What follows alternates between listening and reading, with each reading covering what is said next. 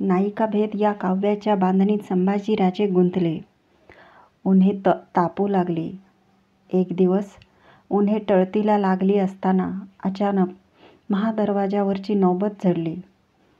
पाठोपाठ परशुरामपंत या संभाजीराजांच्या कारकुनांनी येऊन युवराजांना वर्दी दिली. सिंदखेडहून जाधवराव आलेत. संगतीमधल्या अक्कासाहेब गड चढून आल्या आहेत. जाधवांकडे दिलेल्या संभाजीराजांच्या भगिनी रानूबाई आणि रुस्तमराव जाधव लवाजम्यासह येऊन पालखी दरवाज्यात थांबले होते.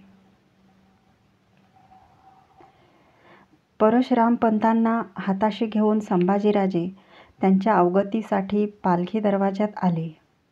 त्यांना बघताच रुस्तमराव पुढे झाले. त्यांची पायधूळ घेता घेता म्हणाले, अक्कासाहेब, थैली खलिता नसता अचानक येणं झालं. आम्हास गड उतरून पाचाडी तुम्हास सामोरं येता आलं नाही. आगेवर्दी न देता माहेरी येण्यास कसलं सुख असतं ते तुम्हाला कसं कळणार बाळ महाराज, हसत रानूबाई म्हणाल्या. हातांची ओंजळ पसरून त्यांनी संभाजीराजांचा मुखडा प्रेमाने आपल्याकडे घेत त्यांच्या कपाळावर आपले ओठ टेकले. रानूबाई शकुनाच्या पावलांनी जशा रायगडी आल्या होत्या, कारण त्या आल्या आणि 4 दिवसातच पन्हाळ्याहून निघालेला हरकारा रायगडावर आला. त्याने बातमी आणली, छत्रपती महाराज खासा येत आहेत. महाराजांची अगवानी करण्यासाठी आपल्या दिमतीच्या माणसांनीशी संभाजीराजे पाचाडात उतरले. दुसऱ्या दिवशी दुपार धरून प्रथम रामोशांचे टेहळे पथक पाचाडात शिरले. वाळीवाचा माग देणारी गरमी वाढली होती. वारा पडून होता. तिसऱ्या प्रहाराला पडला वारा एकाएकी अंगी आल्यासारखा घुमू लागला. धुळीचे खांब उठवू लागला. त्यातून घोडी फेकीत मोरोपंत, रघुनाथपंत, जनार्दनपंत, हंबीरराव, येसाजी, आनंदराव अशा आसामींना पाठीशी घेतलेले महाराज पाचाडाच्या वेशीत घुसले. शिंगांच्या ललकाऱ्या उठल्या. संभाजीराजांना समोर बघून महाराज पायउतार झाले. जहाली करीत मोत्तद्दारांनी आघाडीच्या घोड्यांचे कायदे पकडत जनावरे स्वारांपासून तोडली. चौबाजूंनी बेलाग वाऱ्याने चौक भरला होता. फरफरत्या जाम्याचे भान नसलेले संभाजीराजे उधळलेल्या धुळीला बाजूला सारून नेमकी आपल्या महाराज साहेबांची पायधूळ घेण्यासाठी पुढे झाले. ही फारा दिवसावेरीची भेट होती.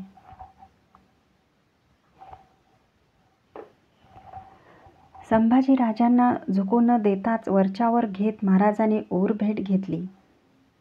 उजव्या हाताशी उभ्या असलेल्या रघुनाथपंत व जनार्दनपंत हनुमंतांच्याकडे बघत महाराज म्हणाले, यांना पारखलत? जी. संभाजीराजे घोटाळले. ओळख पडत नव्हती. हे पाहून महाराज म्हणाले, हे तुमच्या काका महाराजांचे एकोजी राजांचे कर्नाटक सुभा रघुनाथपंत हणमंते. त्यांना पारखे होऊन थोर मसलतीसाठी आमच्या भेटीस आलेत. डोळ्यात शिरू बघणारे धुलिकण थोपविण्यासाठी पापण्या आक्रसत महाराज म्हणाले, आणि हे त्यांचे बंधू जनार्दनपंत. मस्तकी कर्नाटकी माटाची पगडी असलेल्या भरताळ रघुनाथपंतांनी व जनार्दनपंतांनी जय व्यंकटेश मुजरा युवराज म्हणत हसून संभाजीराजांना अदब दिली. आबासाहेब, वारा उठलाय. वाळीवाची मार धरणार. लवकर निघावं. संभाजीराजांनी आजारातून उठलेले महाराज भिजू नयेत म्हणून जहाली केली. चला. एका बाजूला रघुनाथपंत, जनार्दनपंत व दुसऱ्या हाताशी संभाजीराजे असे महाराज पाचाडच्या वाड्याचा रोख ठेवून चालू लागले. पाणथेंबाची चटचटती टपटप झाडांच्या पानगळीवर उठू लागली.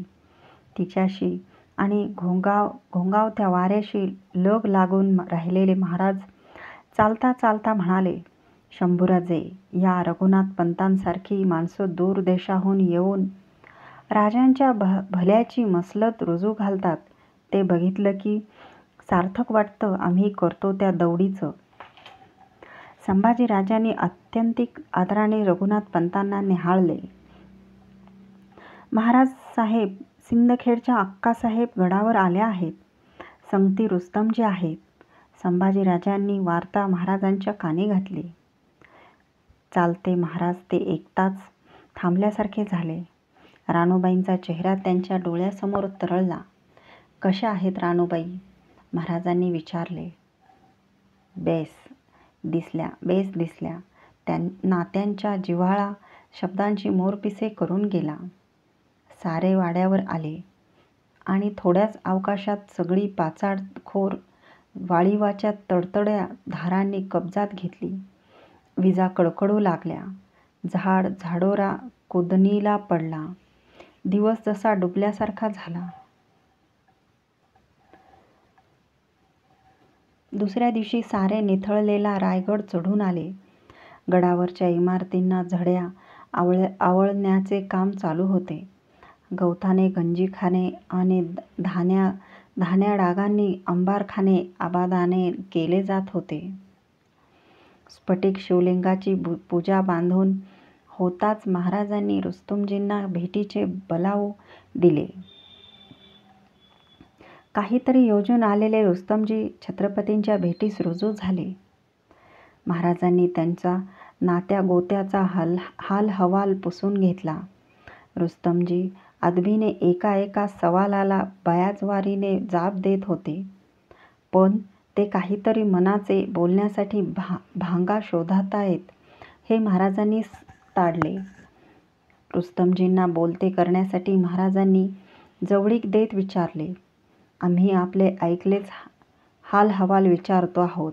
तुमची रुस्तमजी, तुम्हास नाही वाटत आमच्या क्षेमकुलाची वाजीपुजी करावी असे? रुस्तमजी गोंधळून चमकले. नुसतेच जी म्हणून घुटमळले. त्यांच्याकडे हसून बघत महाराजांनी त्यांना बोलण्यासाठी धीर दिला. बोला. जी, आम्ही एक मनसुबा धरून आलो आहोत. ते आम्ही केव्हा जाणून आहोत. मूळ बोला. काही क्षण शिवपिंडीवर घुटमळणाऱ्या अभिषेक जलाच्या थेंबासारखे घुटमळले. आम्ही युवराजांच्यासाठी सोयरिकीचे बोलणे लावण्यासाठी आलो आहोत. रुस्तमजींनी मन खोलले. रुस्तमराव, मनसुबा ठीक आहे. तुमच्याशी फेर रक्तसंबंध येणे हे आम्हालाही रुजते, पण तुमच्या या शब्दाचा निर्णय आम्ही उदयीक देऊ कसे? येसूबाई आणि संभाजीराजे यांचा सासूद घेऊन मगच जाधवरावांना काय ते सांगावे असा निर्णय महाराजांनी मनोमन केला होता. जी, आमची घाई नाही.